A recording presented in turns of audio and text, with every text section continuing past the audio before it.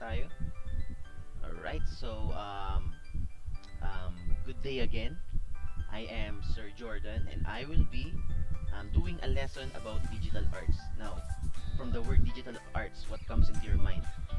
Okay, so this is an introduction lesson.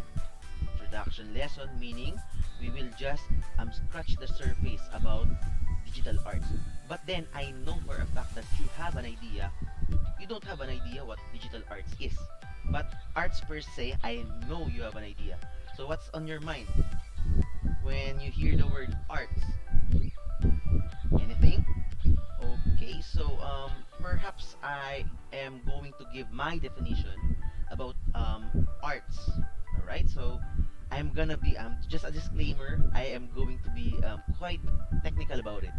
Okay, so for me, arts is the performance of arts processes using arts mediums to put together arts elements with the guide of the important arts principles. Hmm, there's a question mark right there. What does that mean? I have hit a lot of concepts about arts, and for some of you, it doesn't ring a bell. Okay? Wala kayong naiintindihan. Ano sabihin ng sinabi ni Sir Jordan? What does that mean? Okay, so let's divide it or separate it into chunks so that I can make you understand what is my definition about arts. Right? So here are my the concept that I have hit when I define arts. So first word, if you can see the bold, yung makapal na mga words there, arts processes, arts mediums, arts elements, and arts principles of arts. So those are the four components of arts. So yun yung kasama sa aking definition. So what do they mean? So here are the component that is within my definition. So first one is arts processes. So I said that arts involves processes. So what are these processes? I think you know. Okay, I think you know drawing, you know painting, you know printmaking. How about sculpture, diorama, etc., etc. I can give you lots and lots of arts process, but we don't have much time because there are tons of them. Okay, so anything that involves this process is an art. Okay, the second component that is included in my definition is it uses arts mediums. Arts mediums, what are they? They are just the tools that we use to make our arts. For example, how about pencil, pen, colored pen, crayons, how about scissors, paintbrush, Oslo paper, what else? So there are tons, like in arts process, there are tons of arts mediums out there that we can use to make our arts. Okay, so that is our second component of arts. Okay, the third component of arts, all right, is or are the arts elements. What are the elements of arts? Basic. It's the fundamental thing about art. So these are the lines, the shapes, the colors, the texture, etc., etc. These are the things that we put together in order to make our arts. Alright? So that is our third component of arts based on my definition. And the fourth component for me is the alright, so hold on. Is the arts principles. So what are the arts principles? Our arts principles are our emphasis, contrast, harmony, balance. I think you have an idea about that because you have tackled that in your previous lesson. So these are the principles that we are following, some guidelines that we are following in order to make a better art. Okay, so that we can make a good art that will impact us because of its beauty. Okay, so those are the components that is included in my definition of art. So I believe for me, if a certain thing has this four component, then it is an art. How about you look into your surroundings? Can you see an arts or art objects around you? How about if you go step outside? Although you cannot step outside during this time, by the way. But then if you walk outside, your home, can you see any arts? There is actually, there are lots of them. Kalat-kalat siya. It's spread, it's distributed all around us, all around us. So, what can I have here? So, I have here a picture. Is it an art? Yes, it is. But sir, how is it an art? We just use a camera. We just use a computer to print that out. Yes, that is digital arts. As simple as that. So what is digital arts now? So digital arts for me is the performance of arts processes using the modern technology as the arts medium to put together the arts elements with the guide of the important principles of arts. So I just used the definition that I gave to you with arts, but then I added the use of modern technology to make an arts. Yes, that as simple as that. It might sound simple because I just added those words with the use of modern technology. So what are our modern technology? Actually, you're looking at one right now. Your cell phone or whatever you are using, your laptop, your computer, are modern technology. So when you use that in order to make a work of art, you are doing a digital arts. Okay? So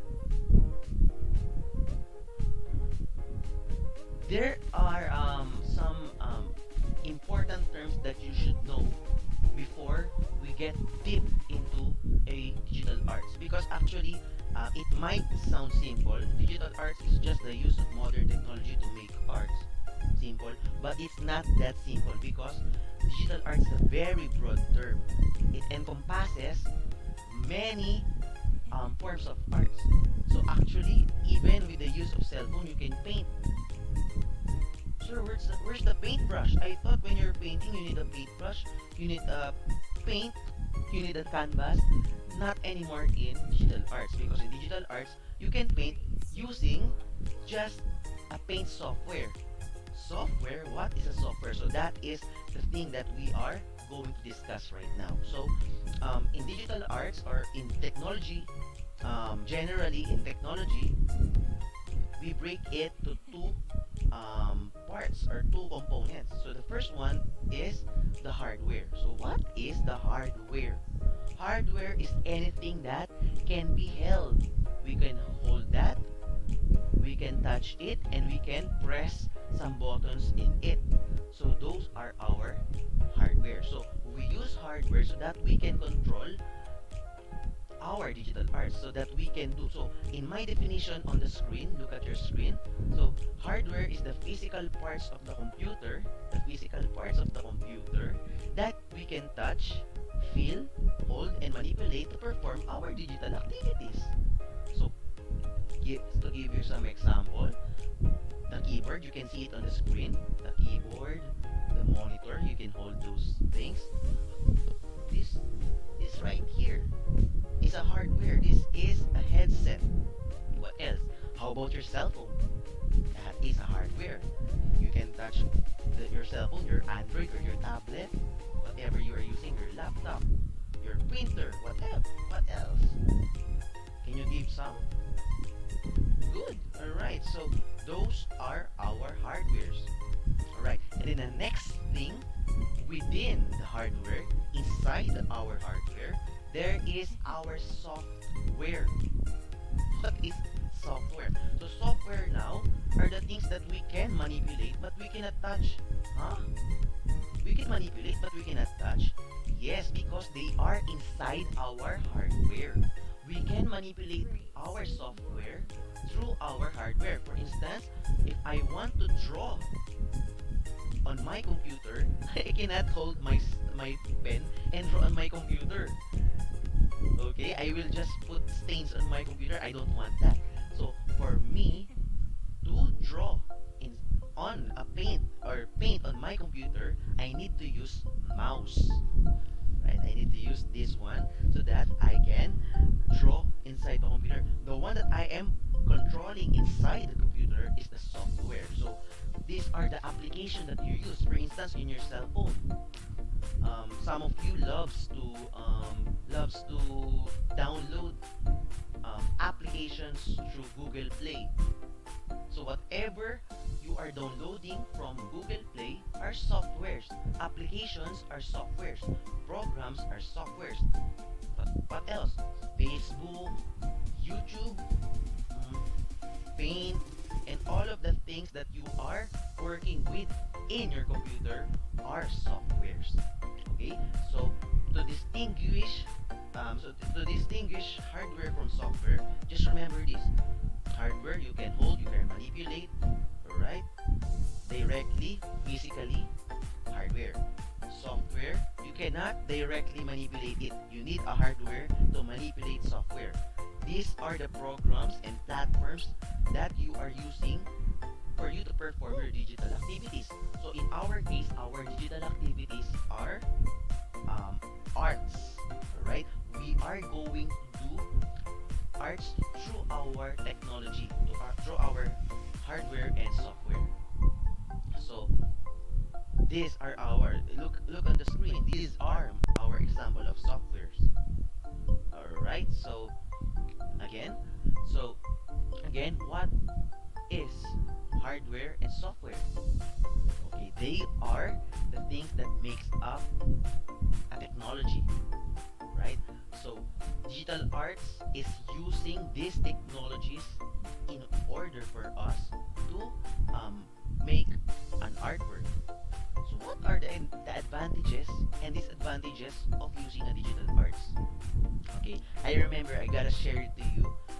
One of my students, okay, I hope you are watching right now. One of my students asked me, "Sir, what should we buy? What should we prepare for submitting an assignment? Should we buy a bond paper? Should we buy a pencil? Should we buy crayons?" What do you think is the answer? We are working on digital arts.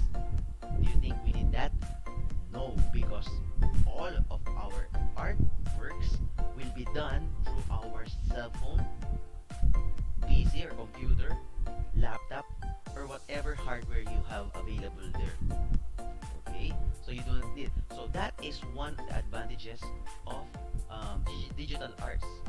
First is you can work on your artworks at a very cheap price. It's not costly because you do not need to buy a material every once in a while. Mas mura or it's cheaper to buy bond paper, I know. And it's much expensive to buy cell phone, of course. But then if you will think about it, if you make mistake with bond paper, you're gonna crumple it and throw it in the trash can. But if you make mistake with your cell phone when you're doing a paint work, you just have to exit and then make a new work.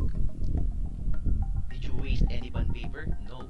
So that's one advantage of doing digital arts. One is you're going to save more money because it's cheap or less costly. Next one is it's easily duplicated. What do you mean by duplicate? You can make a copy easily. Unlike with our artworks, if you need to create another copy, what do you think you should do? You will repeat your work again. This time, you're gonna need to replicate the exact same thing. It's hard. But then, using digital arts, all you need to do is what? Copy, paste. Copy, paste. You can make tons of copies, right? And then the question of my student is, how can I submit it to you, sir? Should I deliver it to you? What do you think is the answer? No, don't deliver it to me. It's nonsense. All you have to do once you're done with your digital arts, you send it because digital arts are files. They are image files, okay, that you can send through the internet. So it's easily handled the files. Unlike our artworks, our physical artworks, right? You need to submit it. It's not easily sent in different places, right? And the fourth one is perhaps it is more resistant, right? Even if your computer is